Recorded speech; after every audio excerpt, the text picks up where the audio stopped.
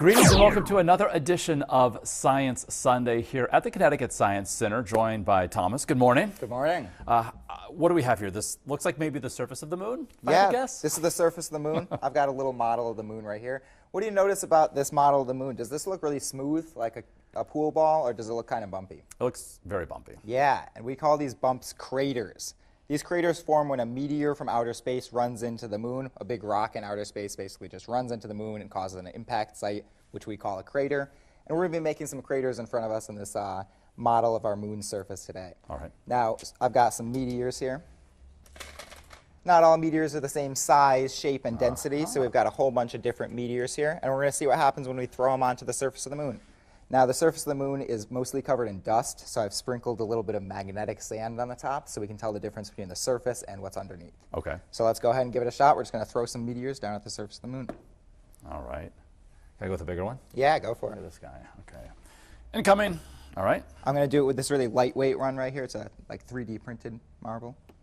Okay. Not much of a crater. Got a marble. And let's see what happens if we use a really dense, heavy ball here. I've got these iron balls here, so Oh, wow. let's throw one of those. Okay. Oh, yeah, I got some. Some of the meteors are really heavy, really dense.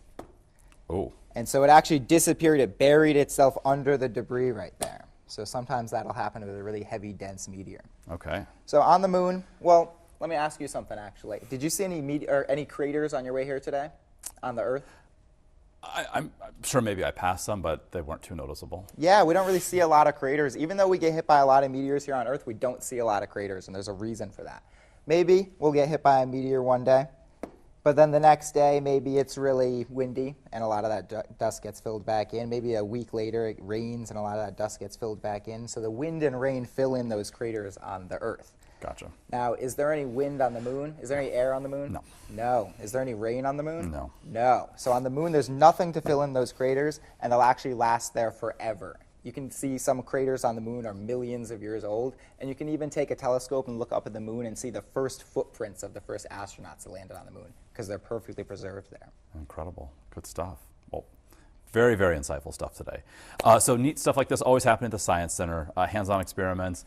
You also have right now your holiday enchantment. It's here for a limited time because the holiday season's about to wrap up. Yeah, we're almost done with it. So this runs through January 5th.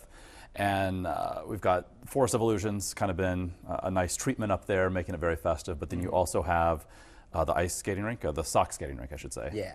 And then a big bounce house. Yep, that's going on upstairs too. So all sorts of good stuff. Some of these things are add-ons, but limited time, again, through January 5th. All right, Thomas, thank you so much. And of course, we'll see you for another edition of Science Sunday next weekend.